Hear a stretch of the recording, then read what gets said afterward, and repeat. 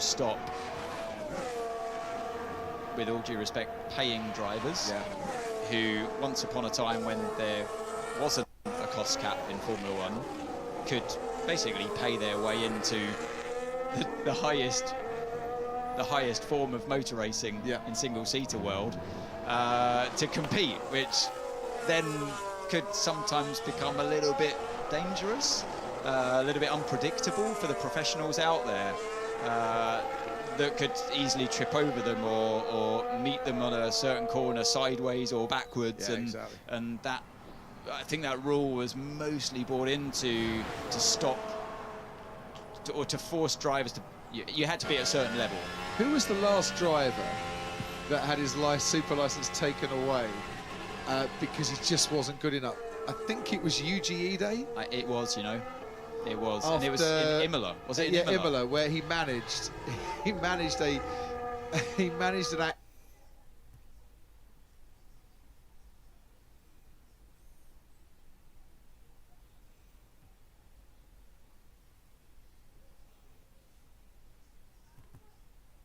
The car will be going down the straight, generating a lot more downforce than it otherwise would do when the wings are open like this on the Racing Bull. And Pirelli have had to design the tyres with that in mind, so they should be able to withstand the load going through the tyres with the wing closed as well as open. But on top of that, Pirelli have found that when the wings transition from straight mode to corner mode, there's a sudden spike in rear downforce, and again that's something they're going to have to deal with the tyres. And all of this is going to play into race strategies, how tyre wear plays out, and then of course if it rains you don't get to use the wings in the same way, and that changes it all over again. So the whole aerodynamic mix is really muddled up by these movable wings, and I think it's fantastic to see. And the teams are now all having to think out of the box. They've looked at Ferrari's flippy roundy wing, and they're now having to try and work out in their own heads, and there'll be lots of people with their sketch pads out across all of the factories and up and down in the paddock trying to sketch out a mechanism to make it work, because the mechanism on that Ferrari wing is going to be pretty substantial, because it's got to be really strong to resist all of those loads, because at some point that wing is pointing directly into the wind at the best part of 300 kph.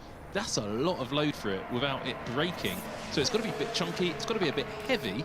And when all of the cars, as we understand it, are slightly overweight, putting extra weight that high up on the car isn't ideal. So it's a bit of a challenge for everybody. Thank you, Sam. If a wing gets stuck in either corner mode or straight mode, it's game over.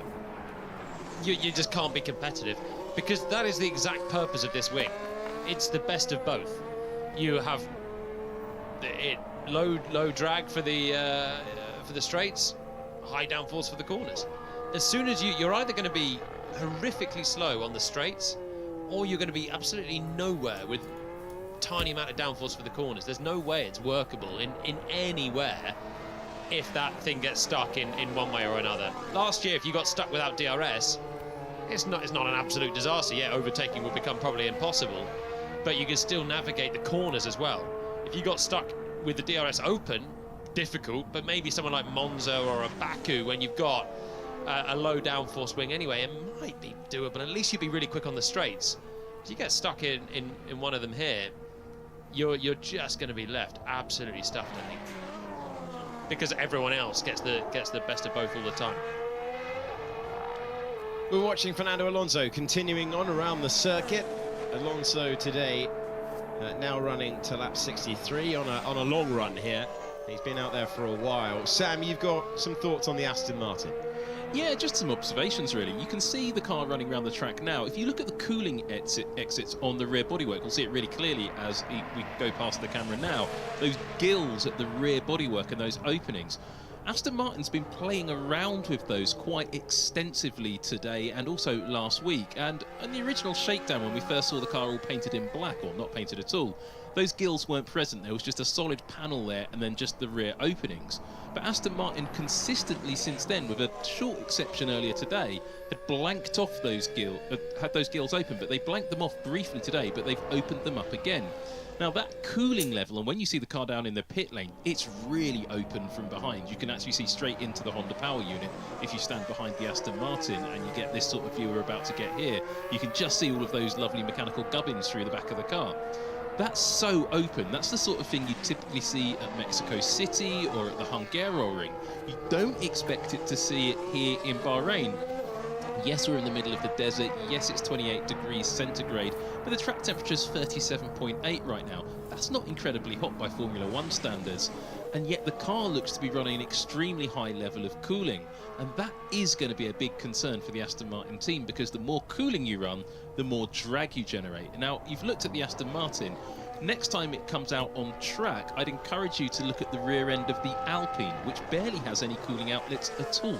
It's a really interesting comparison between those two extremes. The McLaren's quite tight on top of that as well.